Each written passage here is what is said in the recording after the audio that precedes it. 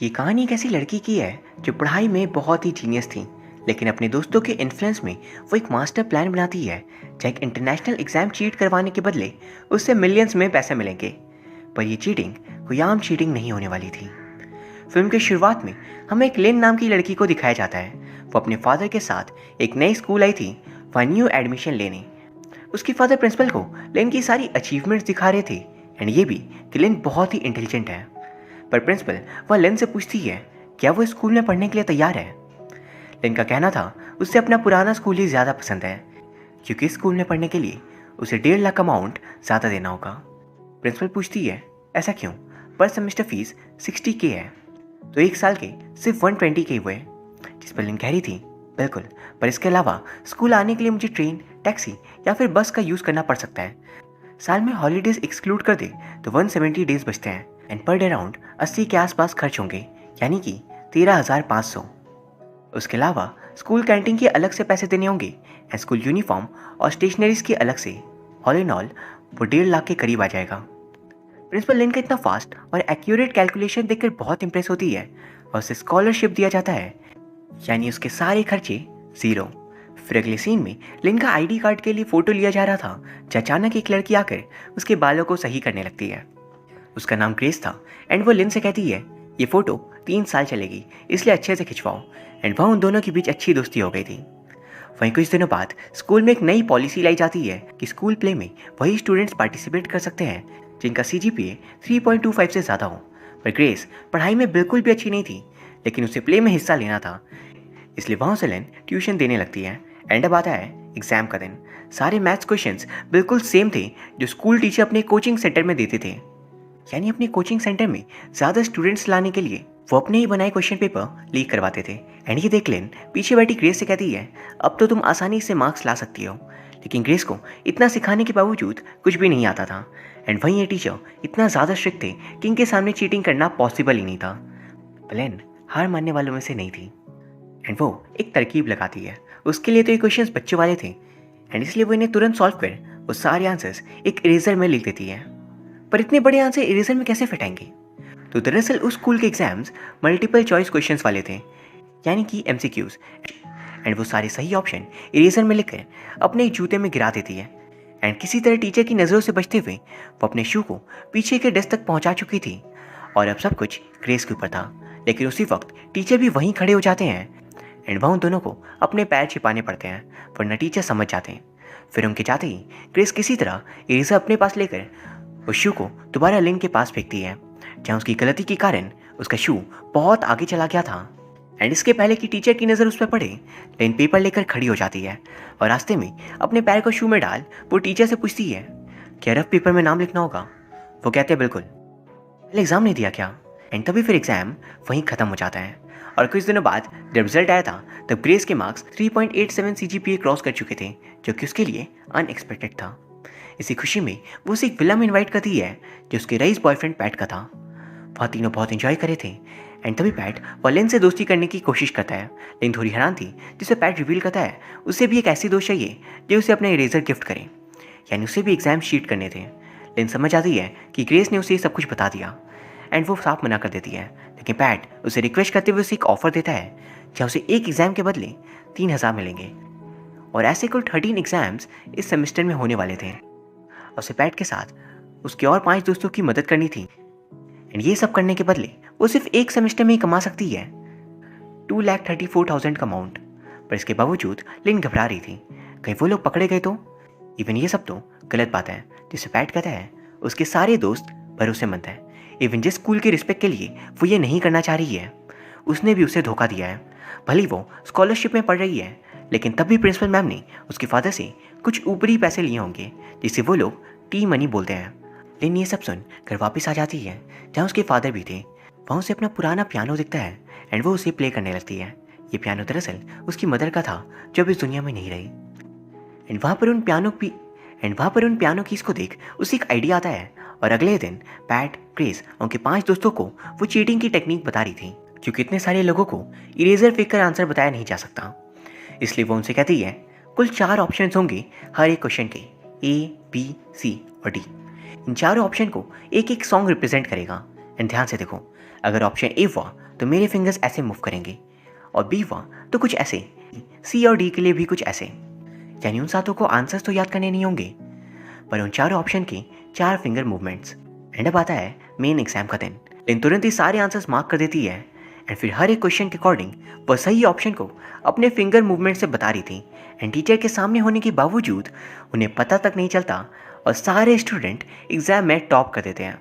And इस बात का पता लगते ही स्कूल के बाकी कई सारे बच्चे भी लिन के पियानो क्लास को ज्वाइन करने की रिक्वेस्ट करे थे, और उसका बिजनेस और बड़ा होने लगता है। वहीं दूसरी तरफ अब हमें लिन के जैसे एक और टॉपर स्टूडेंट को दिखाया जाता है, जिसका नाम था बैंक। लिन और वो दोनों ही अपने स्कूल की तरफ से एक क्विज कॉन्टेस्ट के लिए जाते हैं, और वहाँ वो लोग जीत गए थे। स्कूल वापस आने पर प्रिंसिपल उनकी बहुत तारीफ करती है, एंड उन्हें बताया जाता है कि दोनों के इतने अच्छे परफॉर्मेंस को देख उन्हें बाहर पढ़ने का मौका मिलेगा स्कॉलरशिप के थ्रू। लेकिन सिंगापुर यूनिवर्सिटी में सिर्फ एक ही सीट खाली है, एंड कल तक जो दोनों पार्टनर्स थे आज उन्हें कॉम्पिटिटर बनना होगा, क्योंकि कुछ ही दिनों में एक एग्ज़ाम होने वाला है, और उन दोनों में जो भी उस एग्ज़ाम को क्वालिफाई करेगा उसे ही वो सीट दी जाएगी। दोनों ही अपने फादर और मदर की फाइनेंशियल सिचुएशन को देखकर हमेशा पढ़ाई में अपना बेस्ट देते थे, ताकि वो अपनी लाइफ को इम्प्रूव कर सके। इसी बीच पैट, ग्रेस और उनके कई सारे दोस्त लिन के चीटिंग टेक्निक का पार्ट बन जाते हैं, एंड इस बार एग्जाम और भी कठिन होने वाला था। लिन पहले की तरह सभी को तरीका समझा देती है, लेकिन इस बार टीचर ने भी चीटिंग रोकने के लिए एक नया तरीका ढूंढा था।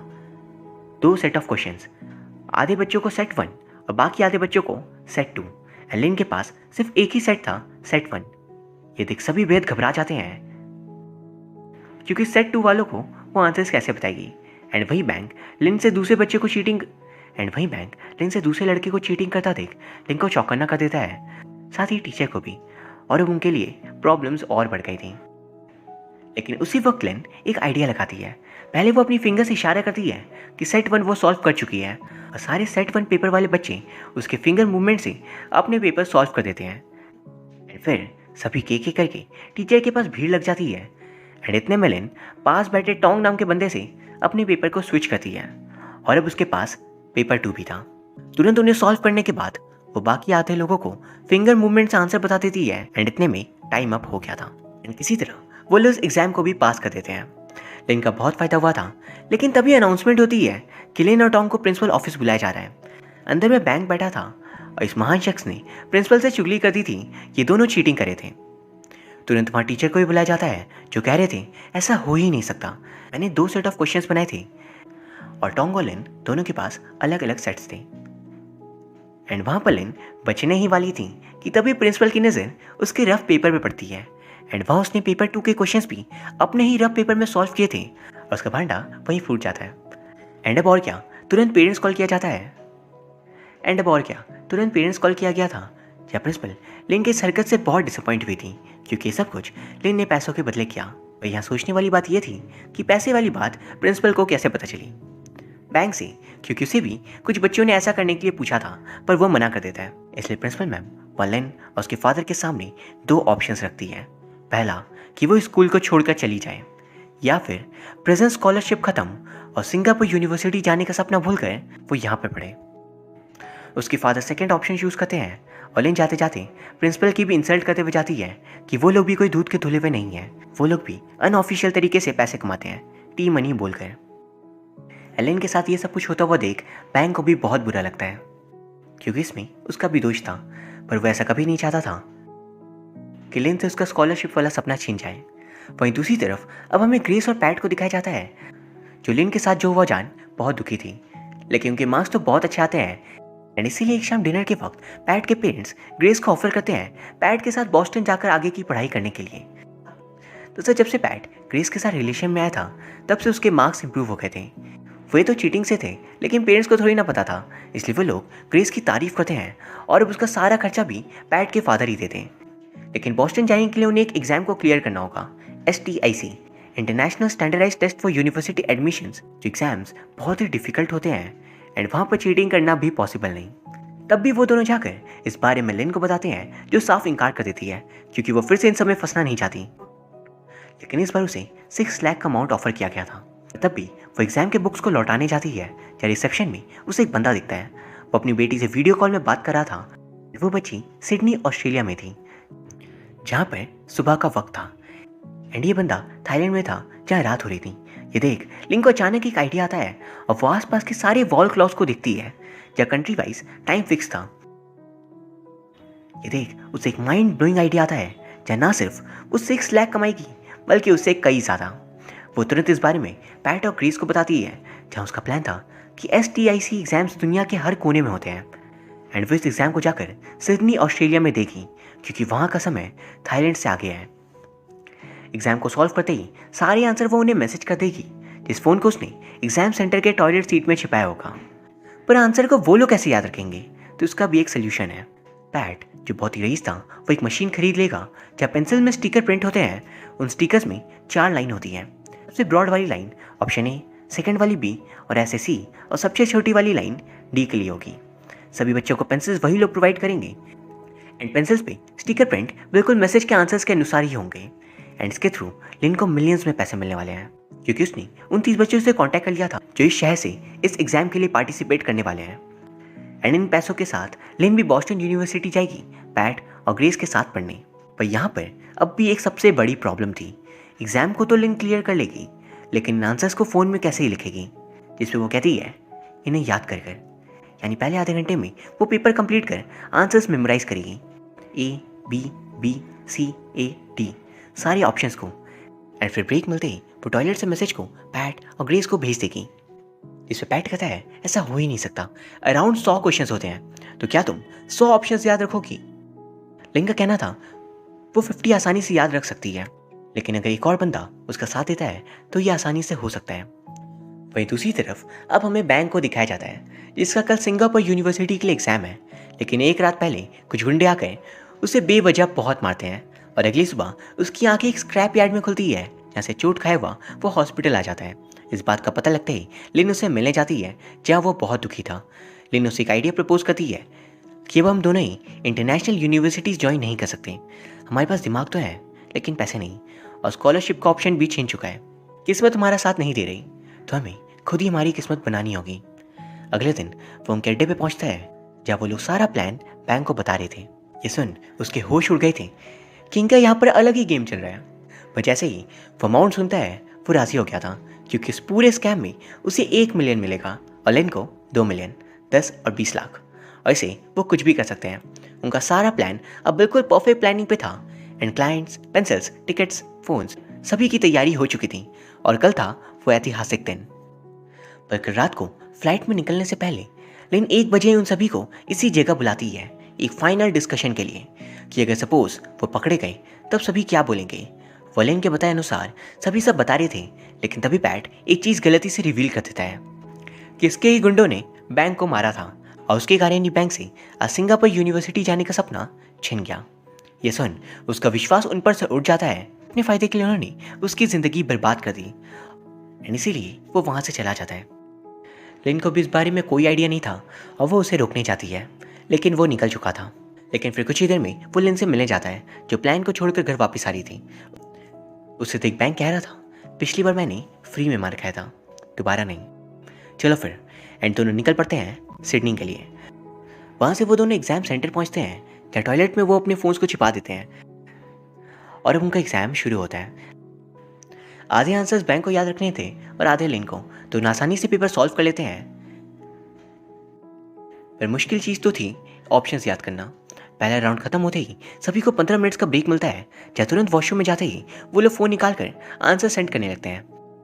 लेकिन तभी बैंक उन्हें धोखा देता है। उसे 1 मिलियन और चाहिए वरना वो आंसर्स नहीं भेजेगा और ये सज़ा थी उसे मारने के बदले। पैट को बहुत ज़्यादा गुस्सा आ रहा था पर कोई और ऑप्शंस न होने पर वो लोग मान जाते हैं। लेकिन इस बीच उन्होंने वॉशरूम में इतना वक्त गुजार दिया था कि सीसीटीवी में बैठे गार्ड्स को थोड़ा शक होने लगता है। वहीं दूसरी तरफ पैट और क्रिस भेजे हुए आंसर्स का इस्तेमाल कर पेंसिल्स पे स्टिकर लगा रहे थे एंड उनका प्लान अब बिल्कुल स्मूथली आगे बढ़ रहा था। राउंड 2 के बाद वाली ब्रेक में भी वो लोग आंसर सही से भेज देते हैं। पर फिर आता है असली मुकाबला राउंड 3 के बाद। जब वो दोनों वॉशरूम के पास जाते हैं तभी अचानक गेट के पीछे गार्ड्स आ गए थे और वो लोग गेट पे नॉक करते हैं। बैंक घबरा कर जल्दी जल्दी आंसर्स भेजकर सारे मैसेजेस डिलीट कर देता है पर इतने में उससे टॉयलेट सीट टूट जाती है और वो फ़ोन को छिपा भी नहीं सकता एंड तभी गार्ड्स गेट खोलकर उसे पकड़ लेते हैं। यही सेम चीज़ लिन के साथ भी हो रही थी एंड वो तो आंसर्स तक भेज नहीं पाती, लेकिन उसने फ़ोन को अपने शू के नीचे छिपा दिया था और आगे बढ़कर वो वाटर प्यूरीफायर के पास फ़ोन छिपा देती है। वही फिर राउंड 4 और 5 होता है जहाँ सारे आंसर्स वो एक साथ मेमोराइज कर लेती है और उसके बाद वो पेंसिल को बिल्कुल अपने मुंह के अंदर तक डाल रही थी ताकि वो वॉमिट कर सके। एंड ये देख टीचर उसे बाहर जाने की परमिशन दे देती है एंड वाटर प्यूरीफायर के पास से फ़ोन निकाल वो सारे आंसर्स एक साथ ही सेंड करी थी। वहीं अब तक बैंक को पकड़ लिया गया था एंड दूसरी तरफ पैट और ग्रेस के अड्डे पे लिन के फादर पहुंच जाते हैं उनसे पूछने कि आखिर लिन कहाँ गायब हो गई। दोनों उन्हें दिखभरा जाते हैं क्योंकि ठीक सामने टेबल पे फ़ोन रखा था जहाँ लिन के ही मैसेजेस आ रहे थे एंड प्लान खतरे में था क्योंकि एक तो यहाँ ये दोनों फंस गए एंड दूसरी तरफ लिन के पीछे भी एक गार्ड पड़ गया था। लेकिन इतने सारे आंसर्स थे कि लास्ट के कुछ वो याद ही नहीं कर पा रही थी कि उसे लास्ट के कुछ याद नहीं आ रहे थे एंड इतने में सबवे के अंदर वो गार्ड आ जाता है। भागते हुए वो मेट्रो लेने जा रही थी कि उससे पहले ही वो निकल जाता है एंड आगे जाते हुए किसी तरह उसे ये आंसर्स याद आ गए थे। वहीं दूसरी ओर लिन के फादर फोन पे इतने सारे मैसेजेस की आवाज़ सुन उसे देखने ही वाले थे कि तभी ग्रेस झूठ कह देती है कि लिन और बैंक एक दूसरे को पसंद करते हैं और दोनों डेट पे गए हैं, पता नहीं कहाँ। एंड वहाँ लिन के फादर तो चले गए थे लेकिन नीचे बाकी सारे क्लाइंट चिल्ला रहे थे क्योंकि एग्जाम शुरू होने में ज़्यादा वक्त नहीं बचा था और उसे जल्द से जल्द पेंसिल्स की प्रिंटिंग स्टार्ट करनी होगी। वह फिर लिन को कार्ड पकड़ लेता है पर अपनी बीमारी का बहाना बनाकर वो बच गई थी एंड उसका फ़ोन भी उसने ऐसे ही किसी राह चलते के बैग में डाल दिया था। और अब थाईलैंड की एम्बेसी के लोग बैंक और लिंक से बात करने आते हैं। इशारों में लिंक को अश्योर करता है कि वो उन्हें कुछ भी नहीं बताएगा एंड फिर वो खुद अपने देश लौट आती है।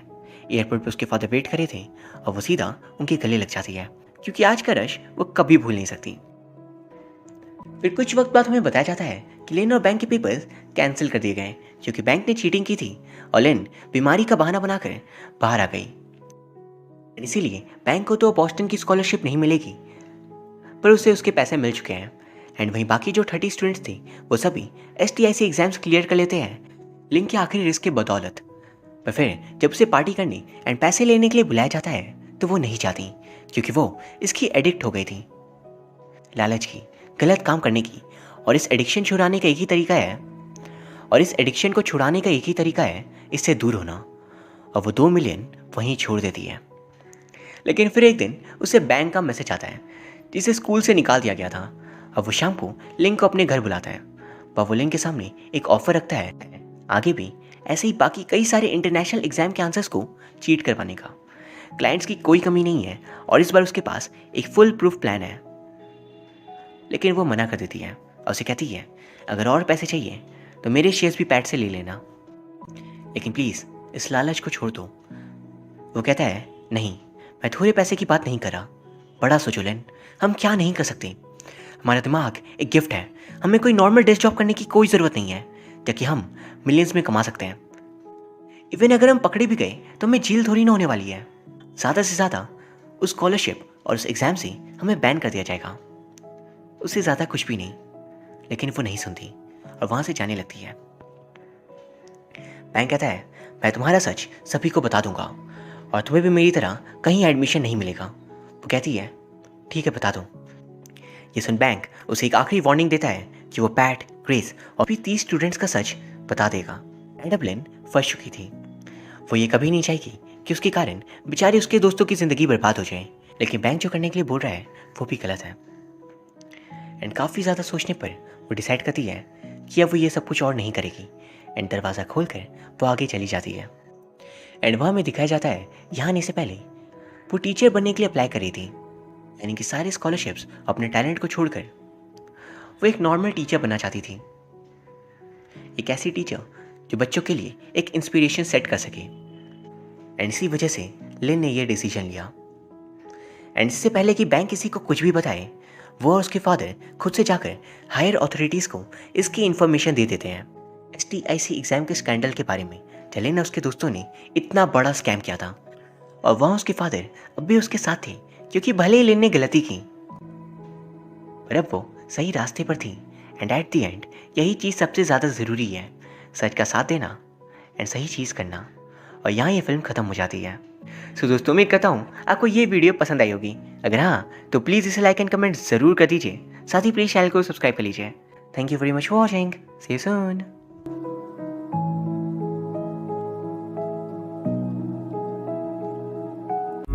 next, I'm just